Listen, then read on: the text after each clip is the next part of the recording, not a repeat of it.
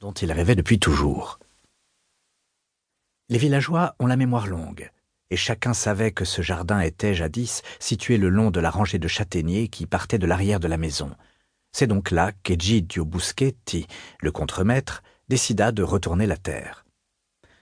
Comme il était encore gamin quand ce labour avait été fait pour la dernière fois, il jugea plus prudent de faire passer son tracteur par 2 fois, une première pour couper les mauvaises herbes, qui atteignaient 1 mètre de haut, et une seconde pour faire remonter à la surface le riche humus sur lequel elles prospéraient.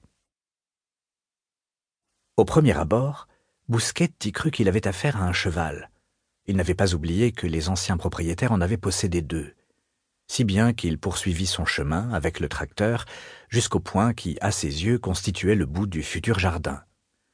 Brassant son gros volant, il fit faire demi-tour à la machine pour repartir en sens inverse, admirant avec fierté la régularité impeccable de ses sillons, heureux d'être au soleil et d'avoir repris les travaux des champs, convaincu que le printemps était bel et bien arrivé. Il vit alors un os qui dépassait en travers du sillon qu'il venait d'ouvrir, sa blancheur contrastant avec la couleur presque noire de la terre. Non, il n'était pas assez long et gros pour avoir appartenu à un cheval, et il ne se souvenait pas avoir jamais vu de mouton ici.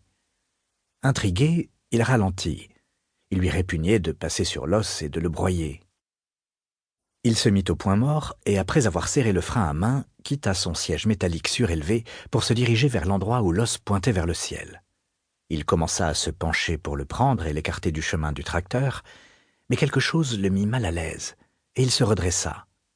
Du bout de sa lourde botte, il voulut dégager l'os, mais sans succès. Il décida de récupérer la pelle accrochée derrière le siège de son tracteur. Lorsqu'il se retourna, ses yeux tombèrent sur une forme ovale et blanche, un peu plus loin dans le creux du sillon. Aucun cheval, aucun mouton n'avait jamais regardé le ciel par les orbites d'un crâne aussi rond. Aucun ne lui aurait adressé ce ricanement de dents carnivores aiguisées, qui ressemblait de manière si terrifiante aux siennes.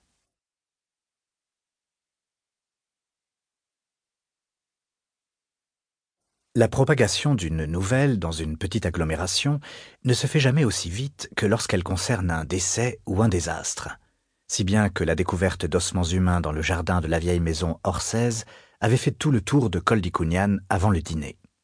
Il fallait remonter à la mort du fils du maire, dans un accident de voiture ayant eu lieu près de l'usine de ciment 7 ans auparavant, pour avoir vu une nouvelle se répandre aussi vite. Même l'histoire de Graziella Rovere et de son électricien avait mis 2 jours à être connue de tous.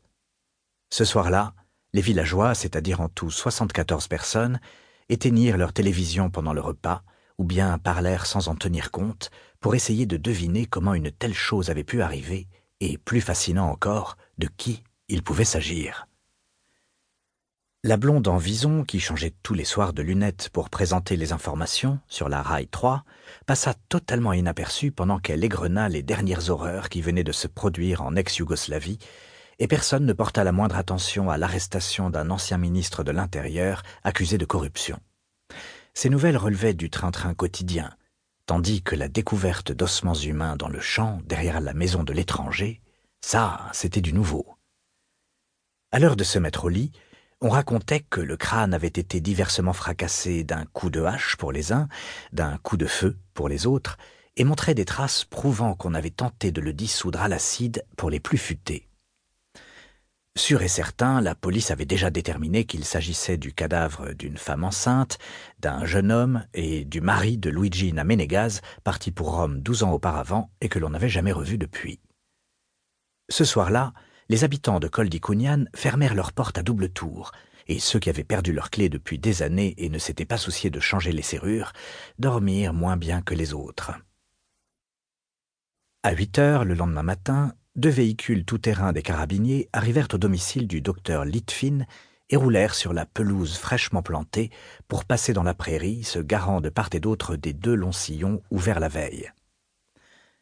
Ce ne fut qu'1 heure plus tard qu'arriva une voiture de Belluno, la capitale provinciale, avec à son bord le médecin légiste de la ville et son équipe.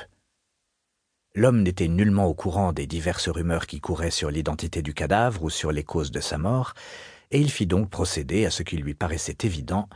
Il chargea ses assistants de passer au crible la terre du secteur afin de trouver d'autres restes. Pour continuer à écouter ce livre audio gratuitement, cliquez sur le lien dans la description et vous pourrez l'écouter en entier sans frais grâce à l'essai de 30 jours d'Audible.